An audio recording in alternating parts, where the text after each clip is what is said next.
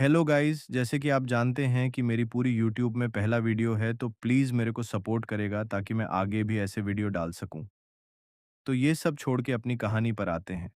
मैं आज आपको एक्सप्लेन करने वाला हूं जो मैं सच में बता रहा हूं।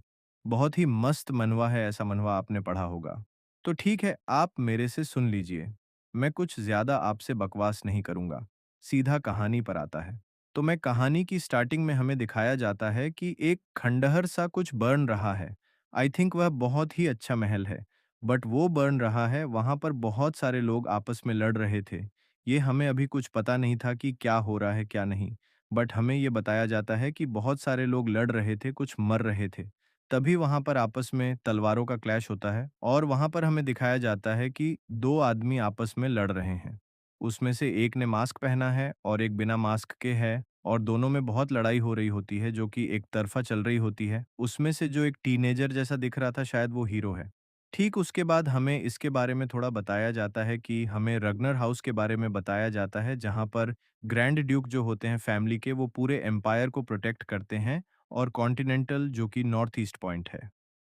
एम्पायर के जो रीज़न है वो ये है कि रेगुलर जो है बहुत ही स्ट्रांग है जैसे ग्रेट नॉर्थ वॉल कहा जाता है और हज़ारों सालों से वो जो है अपनी स्पेशल कॉन्स्टिट्यूशन यानी अपनी स्पेशल ट्रेड्स की वजह से वह पूरे कॉन्टिनेंट की सुरक्षा करते हैं। वहाँ पर हमें ऐसा भी कहा जाता है कि जो रग्नर हैं उनके पास ड्रैगन्स ब्लड है। अब ये सच है या झूठ ये हमें आगे जाके पता चलेगा। उसके बाद हमें बताया जाता है कि जो रग्नर की जो ब्लड लाइन है वो बहुत ही मैजिक के साथ पैदा होता है। उनके अंदर बहुत ज़्यादा टैलेंट होता है मैजिक का, स्वॉर्डमैनशिप का। उसके बाद हमें दिखाया जाता है कि वो जो टीनेजर मैंने आपको बताया था, वो बोलता है एक्सेप्ट फॉर मी, यानी सिर्फ़ उसे छोड़कर। सबके पास ऐसा है। इसका मतलब कि वो रग्नर फैमिली है। उसके बाद जो आदमी होता है वो कहता है कि तुम्हें पता भी नहीं है अभी तक क्या हुआ कि तुम रोज़ इतनी मेहनत करते रहे, इतनी सारी चीज़ें करते थे, इतना वर्कआउट करते थे, फिर भी तुम्हारे अंदर कुछ भी टैलेंट नहीं है, इसलिए इसका कुछ फ़ायदा नहीं हुआ और तुमने रेगुलर की ब्लड लाइन इनहेरिट कर रखी है। उसके अंदर तुम्हारे अंदर उसका टैलेंट नहीं है जिस वजह से तुम बहुत ही लूज़र हो। जी हाँ, ऐसे ही बोला था उसने। आई डोंट थिंक कि ऐसे ही बोला, ऐसे बोला। ठीक है, वो बोलता है कि तुम यहाँ कर क्या रहे हो? यानी कि हमें प्लॉट दे रहा है कि वो जो इंसान है, जो मुखौटा है, जिसने अपने मुखौटा भी निकाला, देखो उसने मुखौटा निकाला है, अभी वो बोलता है उसे। शायद वो जो है, शायद उसका कोई रिलेटिव, आई थिंक वो जान-पहचान। इस वजह से वो बोले, "तुम यहाँ क्या कर रहे हो?" उसके बाद वो बोलता है कि उसके बाद हम जाते हैं आगे। उसमें दिखाया जाता है कि तो वो कहता है, "तुमने हमारा घर बेच दिया, तुमने हमारा सब कुछ बेच दिया। तुमने ऐसा क्यों किया? तुमने किस बास्टर्ड को गुलामी की है?" तभी वो अपना तलवार स्विंग करता है और उसका एक हाथ काट देता है और मास्क वाला आदमी बोलता है कि यंग मास्टर, आप मेरे को क्यों ब्लेम कर रहे हो? ये सारा रीज़न तो आपका है क्योंकि आप कमज़ोर हो। यानी वो जो प्लेस था उसका नाम रोज़ गार्डन जो कि जल रहा है, यानी वो उसका है और तुम्हारे सारे के सारे नौकर जो हैं वो मर रहे हैं और तुम्हारी माँ, मुझे ऐसा लग रहा है कि मैं अंदर घुस कैसे मारूँ? उसकी माँ को भी घसीटते हुए ला रहे हैं। देख रहे हो आप फ़ोटो में देख रहे हो? उसकी माँ को एक बंदा है जो मास्क पहन रखा है और वो बाल पकड़कर घसीटते हुए ले जा रहा है और उसे उसके सामने पटक दिया और कहा, "देखो ये तुम्हारी माँ जी का ही शव है।" वो हैरानी से देख रहा हो तो उसे, क्योंकि तुम बहुत ही ज़्यादा कमज़ोर हो। ये उसने कहा, मास्क पहने और हाउस में जो स्ट्रांग होता है, सिर्फ़ उसी को रिस्पेक्ट मिलता है। उसके ऊपर रैंडम चिल्ला के जो टीनेजर वाला लड़का होता है, उसकी तरफ अपनी तलवार स्विंग करता है और तभी एक तलवार सामने से उड़ती हुई आती है और सीधा उसके दिल में लगती है और हुडी में एक लड़का होता है।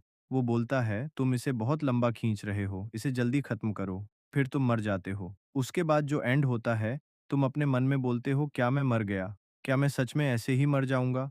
क्या मैं बिना किसी को बचाए ऐसी अपनी बेमौत ज़िंदगी मर जाऊँगा?" उसके बाद सब कुछ चल रहा है, सब कुछ चल रहा है। क्या यही अंत है? टैलेंट मेरे पास क्यों नहीं था? वो ये जो चीज़ है, ये बहुत अलग है। मेरे पास क्यों नहीं था? तो इसकी आई क्लोज़ होती है और अचानक से उसके सामने एक सिस्टम खुलता है। वहाँ पर लिखा जाता है डिज़ीज़। आप एक पॉइंट पर पहुँचे हो पास्ट में। उसके बाद दिखाया जाता है कि हमें एमएससी दिखाया जाता है जो कि पास्ट में पहुँच चुका था। वो उसी बंदे के साथ ट्रेनिंग करने होता है। यानी वो जो मास्क में था।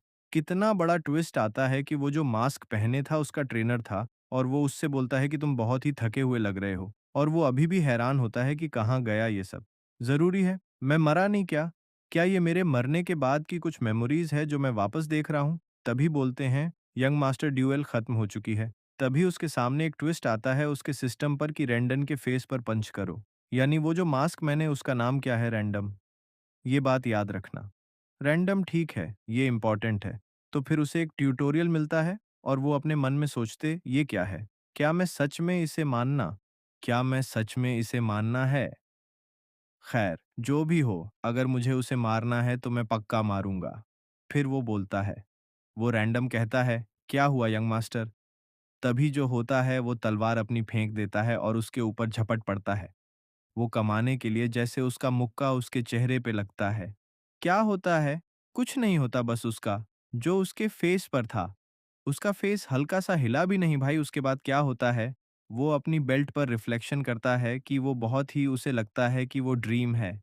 तभी वो रैंडम जो होता है, अपनी शॉर्ट वुडन शॉट घुमाते उसकी रिब्स पर मारता है, जिससे वो बहुत ही आगे बहुत पीछे जाकर गिरता है। और वो कहता है कि जब मैंने तुम्हें कहा कि आज का लेसन खत्म हो चुका है, तो फिर तुम क्यों इतनी ज़िद्दी हो रहे हो? तभी वो बोलता है कि सपने में भी दर्द फ़ील होता है और ऐसा कुछ होता है। पर तभी वो कहता है कि ब्लूमिंग सेरेमनी आने वाली है और आप अभी से इतनी फ्रस्ट्रेशन हो, आपको ज़्यादा हार्ड वर्क करना चाहिए। तभी उसे याद आएगा, ब्लूमिंग सेरेमनी के बारे में कुछ पीछे बताया था, उसका बताता है अगर आप रेगुलर हो तो आपको सोर्ड यूज करना चाहिए, ना कि आपको अपने मुक्के से लड़ाई करनी चाहिए। तभी वो अपने मन में सोचे कि क्या हो रहा है। तभी उसके आसपास के जितने भी कैडेट्स होते हैं, जो आसपास ट्रेनिंग कर रहे होते हैं, वो बोलते हैं ये क्या बकवास है? क्या सच में वो अपने मास्टर को ब्लेम कर रहा है? वो अपनी खुद की टैलेंट की वजह से जो कि इतनी खत्म हो चुकी है, वो खुद ही खत्म मान रहा है। क्या एक रगनर सचिव इतना कमजोर हो सकता है? ऐसे ही कर रहे हो तो आस-पास की उसके जितने भी लड़के होते हैं उससे बहुत ही कोस रहे होते हैं और वो सोच रहे होते हैं कुछ भी नहीं हो सकता। उसे पेन साफ-साफ फ़ील हो रहा है, उसे दर्द हो रहा है, उसे सेंस ऑफ रियलिटी हो रहा है, सब कुछ। लड़की एकदम रियल है तो इसका मतलब है कि एक लाइट स्लो नहीं होनी है, यानी उसकी मेमोरी की बैकलेस नहीं है। रियलिटी है तभी वो सोचता है। फिर उसके बाद तुरंत उसके सिस्टम में पॉपअप होता है और वो कहता है कांग्रेचुलेशन आपने अपना ट्यूटोरियल क्वेस्ट कंप्लीट कर लिया और उसके रिवॉर्ड में आपको मिलता है रगनार टैलेंट। जो उसे पे टैलेंट नहीं था वो उसके पास ए जाता है और उसके बाद एक मैसेज वापस ए एटा ले जाएंगे तो वो क्लिक कर देता है यस।